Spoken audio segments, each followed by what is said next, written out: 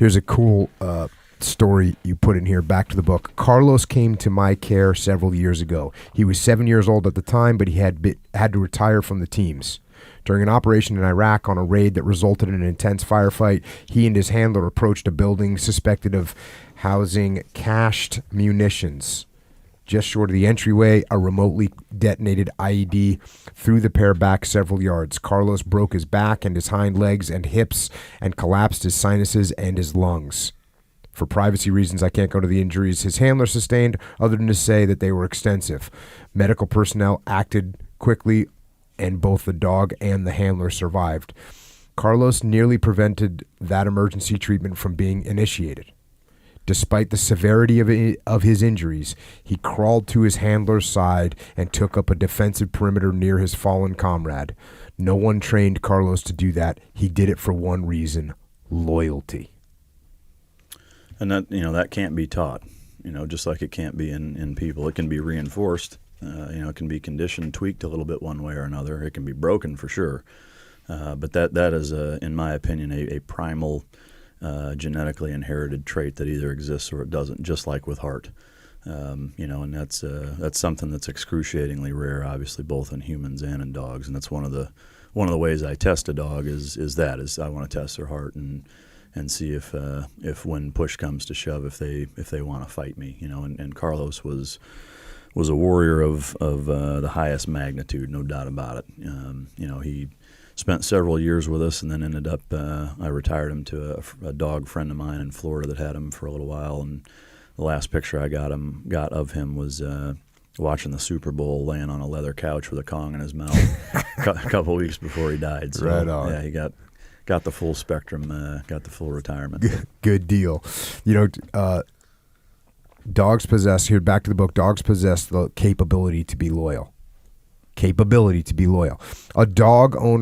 As a dog owner, you should not take that loyalty for granted or exploit it. You should work to give your dog a reason to be the most loyal to you he can possibly be.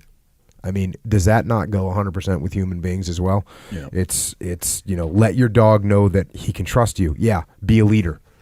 Make sure people know that they can trust you.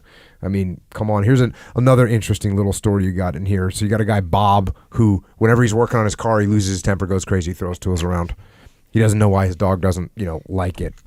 Back to the book. When Bob lost his cool, even though Bob didn't direct any of his anger at his dog, Rudy, the dog, wanted no part of that scenario. Maybe Rudy was more sensitive to those kind of responses than other dogs might have been, but Rudy basically lost respect for Bob. Bob was the guy he expected to be in command and in control, and he wasn't. What made things worse for Bob was that he knew that was the case. So the reason I pulled that one out is because, again, I talk about all the time. Hey, if you lose your temper as a leader, you're weak. You're going to look weak. You're going to appear to be weak, and some people can't control their temper, and that's just wrong. But even a dog will look at a leader that loses his temper and go, okay, I can't, I'm not following you. Well, to me, I would say not so much even a dog. I would say especially.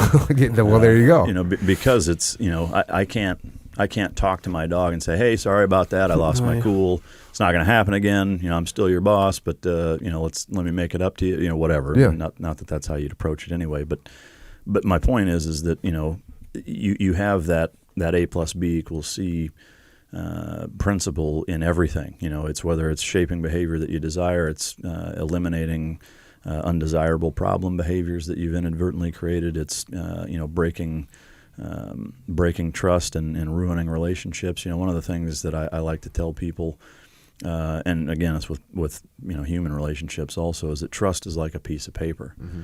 And when you break it, it's crumpling it up into a ball. You can flatten it back out, you can iron it, you can get it real close, but it will never be the same.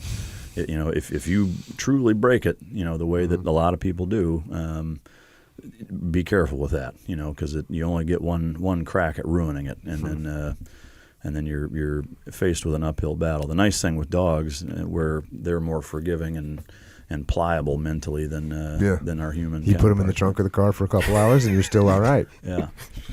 Yep.